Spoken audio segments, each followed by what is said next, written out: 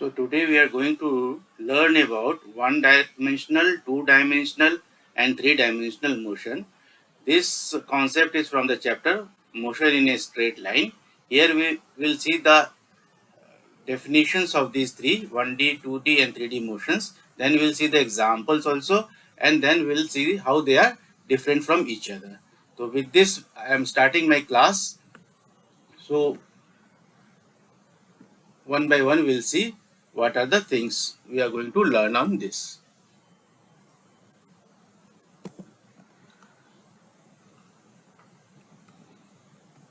So as I told you, this concept is from the chapter motion in a straight line. इस chapter से लिया गया concept है physics के.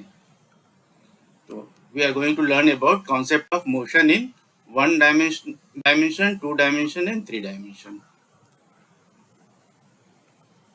So first we will see one dimension motion. तो अब हम लोग देखेंगे यहाँ पे इसको, will understand it. तो ये जो सिस्टम मैं दिखला रहा हूँ यहाँ पे x, y, z, इसको बोलते हैं कार्टेशियन कोऑर्डिनेट सिस्टम. इसमें क्या होता है कि इस कोऑर्डिनेट सिस्टम में, कार्टेशियन कोऑर्डिनेट सिस्टम में हम लोग किसी भी ऑब्जेक्ट का पोजीशन डिस्क्राइब कर सकते हैं. तो ये क्या होता है basically, Cartesian coordinate system will be like this. तीनों जो है ये एक्स एक्सिस, वाई एक्सिस और जेड एक्सिस ये आपस में म्यूचुअली परपेंडिकुलर रहते हैं. ठीक है, x axis, y axis, z axis आपस में म्यूचुअली परपेंडिकुलर रहते हैं इस कोऑर्डिनेट सिस्टम में. तो हम लोग यहाँ पे इसको समझते हैं पहले इस कोऑर्डिनेट सिस्टम को.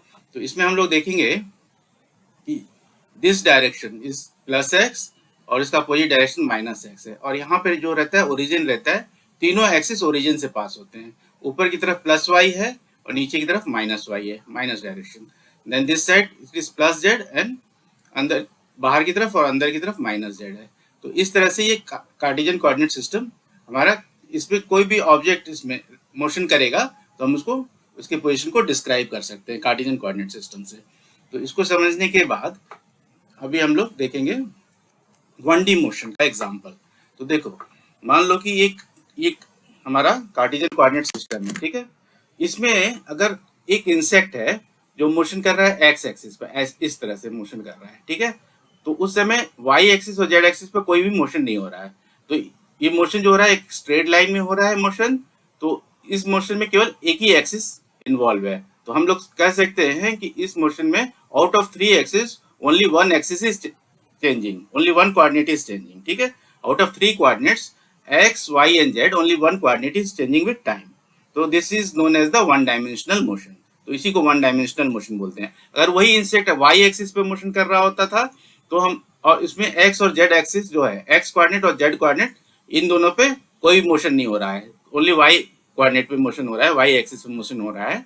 तो again it will be one dimensional. Similarly if it is the insect is moving only on Z axis, Z coordinate पे मूव हो रहा है, तो movement is only in one dimension. X और वाई में कोई भी मोशन नहीं कर रहा है इंसेक्ट. तो इस तरह से हम लोग वन डायमेंशनल मोशन को समझते हैं. तो इसमें क्या होता है बेसिकली, वन डायमेंशनल मोशन को हम लोग क्या बोलते हैं, स्ट्रेट लाइन मोशन भी बोलते हैं, स्ट्रेट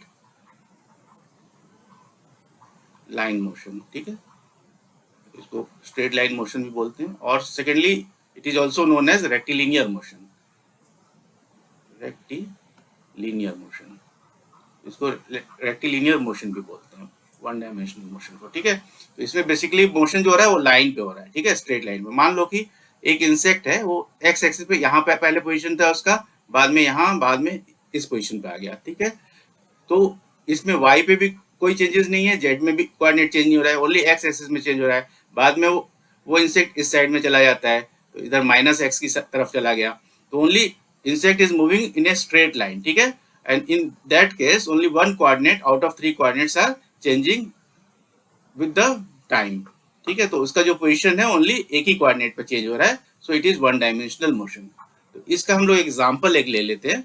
यहाँ पे एक मैंने कार दिखला रखा है जो पोजीशन ए पे है पहले, बाद में पोजीशन बी पे चली जाती है. This car is moving on A level straight road.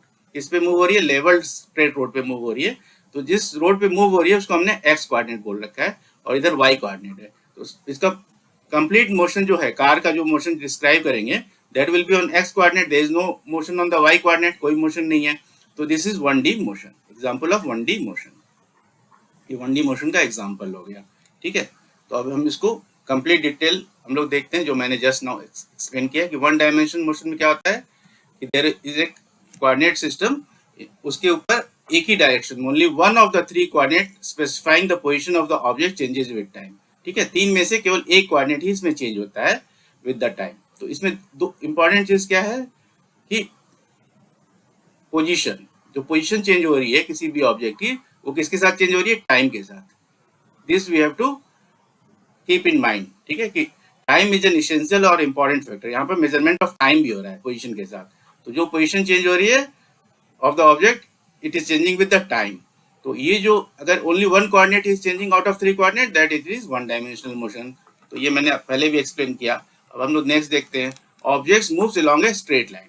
तो ये just now I have told you कि ऑब्जेक्ट जो है स्ट्रेट लाइन में मूव होगा, इस पे मूव होगा या एक ही कोऑर्डिनेट पर मूव होगा। अगर वाई पे हो रहा है तो इधर मूव हो रहा है, जेड पे हो रहा है तो इस पे। तो ये स्ट्रेट लाइन मोशन है। तो स्ट्रेट लाइन मोशन जब बोलेंगे देन इमीडिएटली हमको समझ में आ जाना चाहिए कि we are talking about the one dimensional motion.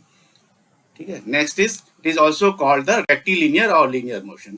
तो इसको रेक्टिलिनियर मोशन या लीनियर मोशन में हम लोग बोलते हैं। ठीक है, अगर रेक्टिलिनियर मोशन कहीं लिखा है तो समझ जाने का कि it is one dimensional motion है।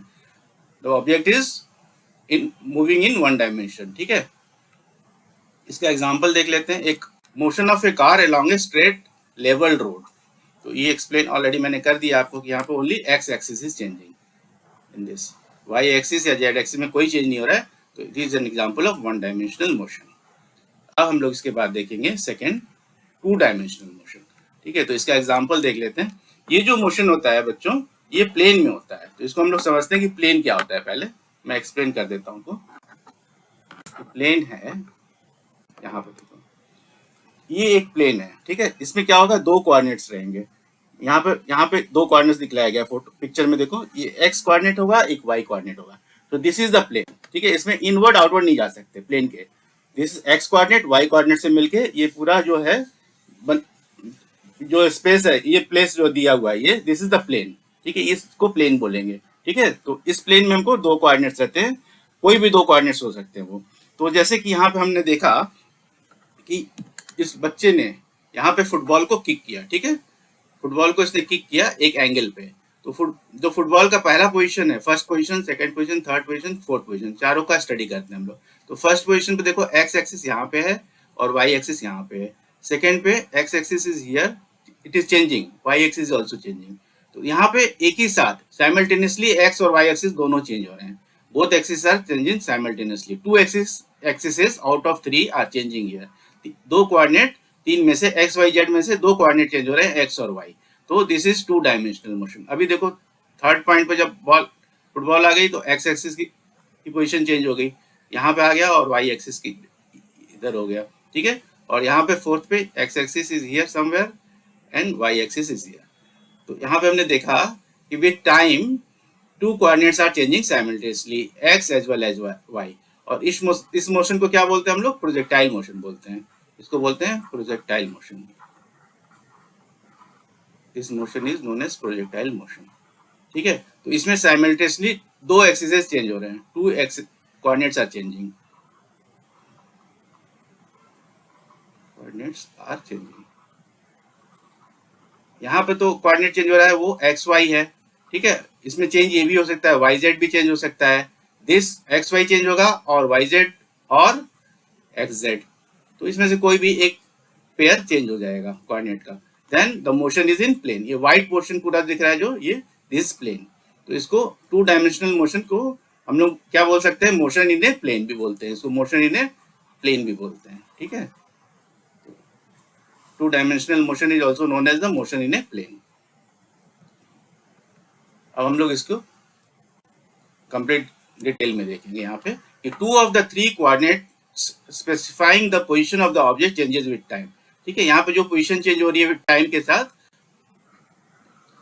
टू डायमेंशनल मोशन में, उसमें two coordinates are changing out of three.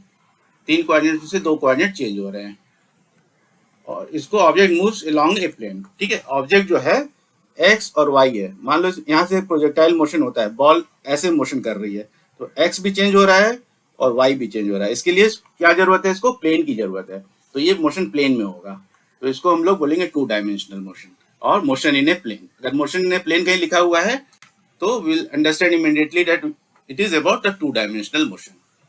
Then third is example, as I have already explained you, a ball kicked in a projectile motion. So here this particular example is of two-dimensional motion. So we'll move forward. Now we'll understand about the three-dimensional motion. तो यहाँ पे एक example दिया है kite का. Now we'll understand what is three-dimensional motion.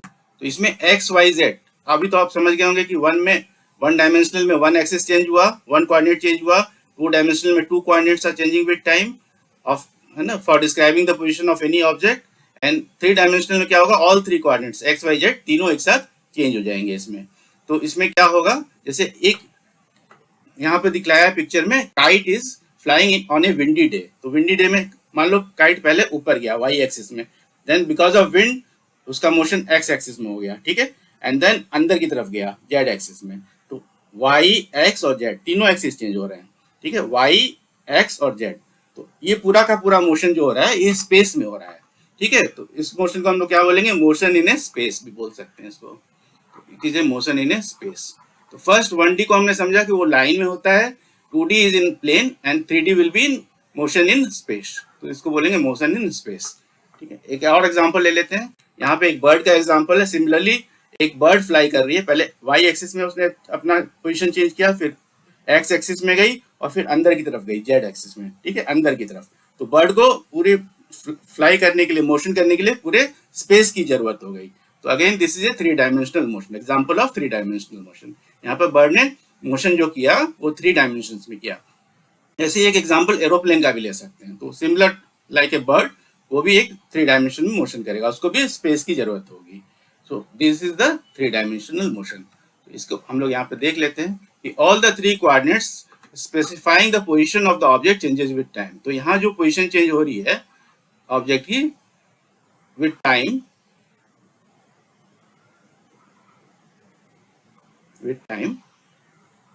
इसमें all three coordinates are changing, ठीक है, तीनों के तीनों कोऑर्डिनेट एक्स वाई जेड तीनों चेंज हो रहे हैं। जैसे मैंने एक्सप्लेन किया इन केस ऑफ बर्ड, कैसे बर्ड ने वाई में पहले वाई में फ्लाई किया, फिर एक्स की तरफ चली गई फ्लाई करते हुए, फिर अंदर की तरफ गई तो जेड भी उसका कोऑर्डिनेट चेंज हो गया। तो all three coordinates are changing in this, in three dimensional. तो इसको क्या बोलते हैं, objects move along a space. तो जो ऑब्जेक्ट जो है वो स्पेस में मूव हो रहा है, तो इसको पूरा का पूरा स्पेस लग रहा है। तो जब जहाँ कहीं अगर स्पेस लिखा हुआ है, motion in space is there, तो वहां पर हम समझ जाएंगे कि it is a three dimensional motion. Immediately हमको स्ट्राइक होना चाहिए। इसका एग्जांपल हमने दे दिया है, kite flying in the windy day.